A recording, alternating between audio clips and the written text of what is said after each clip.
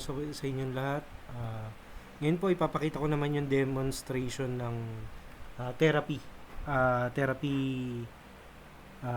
clinic. So sa mga may mga owner po or mga business ng physical therapy dyan, rehabilitation. So ayun po, pakita natin yung system. So meron po tayong appointment, and then usually sa appointment pa lang, ayan, kung meron kayong online booking or mga pasyente na nagpapa-register online, so yung mismong system is nag-create yung mismong clinic system natin is nag-create ng QR, pwede silang mag book online. So meron din tayong walk-in registration. So halimbawa, ayan, si Lakan Kunanan, ayan. So pili lang tayo ng doctor, and then kung ano yung mga gagawin. So halimbawa general consultation, so chip complaint, halimbawa kung ano po yung chip complaint natin, lagyan natin, and then create appointment. So once na na-create natin yung appointment, si staff po or si secretary, that's the time na pwede na po niyang i-check-in. So sa check-in, doon po papasok yung queuing number. Yan, magpiprint ng queuing number po, pero optional lang naman siya kung kukunin nyo siya, yung queuing. So dito rin papasok yung mga vital signs. Yan, so lagyan natin ng vital signs.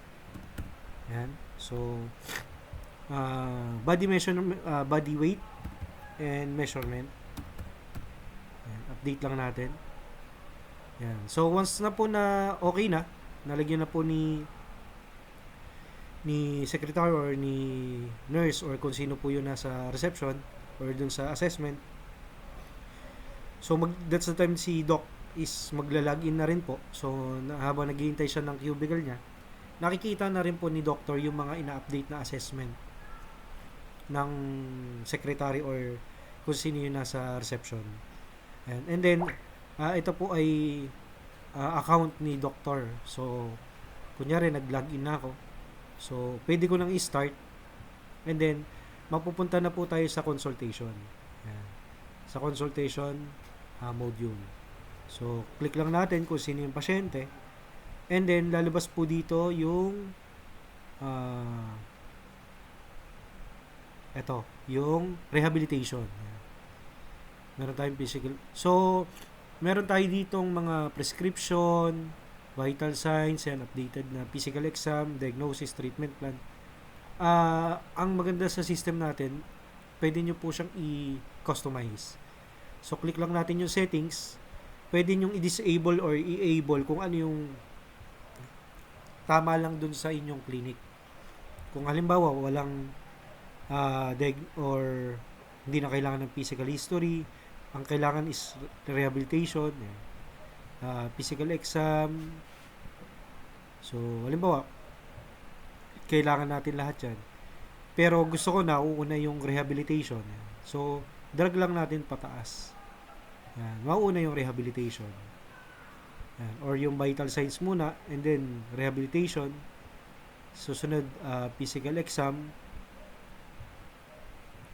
Yan. Prescription, diagnosis, treatment, and medical history. Yan.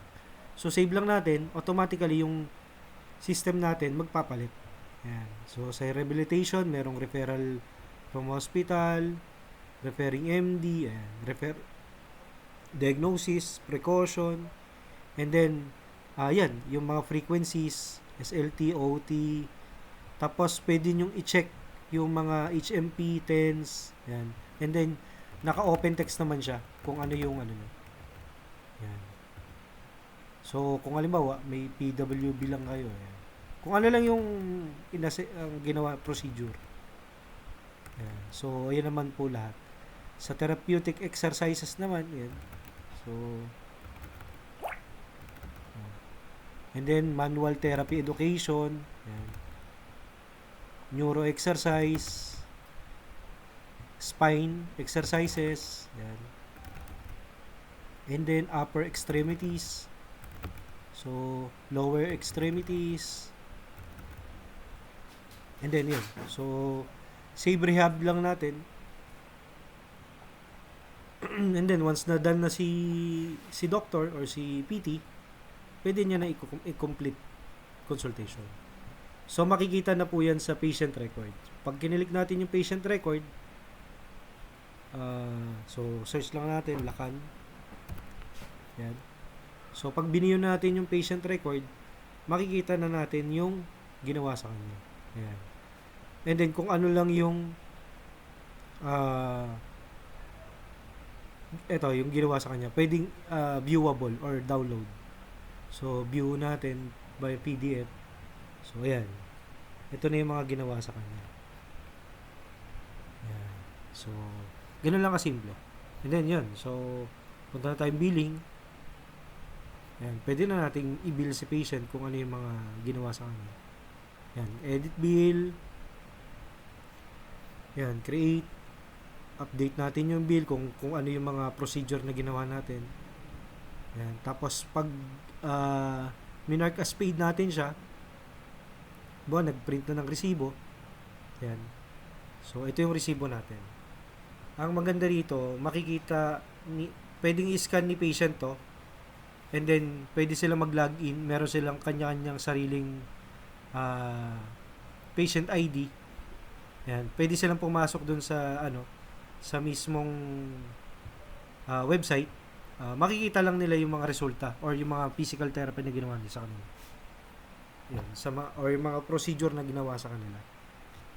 Sila mismo aware kung ano yung mga treatment. Yan. So, scan lang nila yan and then log in. May username, password, kaya safe naman siya. Yan. So, yun. If in case na okay na siya, pwede rin kayo mag-issue ng MedCert. So, sa medical certificate, halimbawa, issue tayo. Si Lacan, issue natin. So, halimbawa, for work, so, lagyan natin diagnosis and recommendation. Create lang natin. So, nandito na siya. So, pwede natin siya i-print or download. Yan. May QR na rin siya for validation ng mga company. Yun lang po. If in case na may mga question kayo, pwede tayo mag-book ng demo online. Free lang naman yun. Thank you po.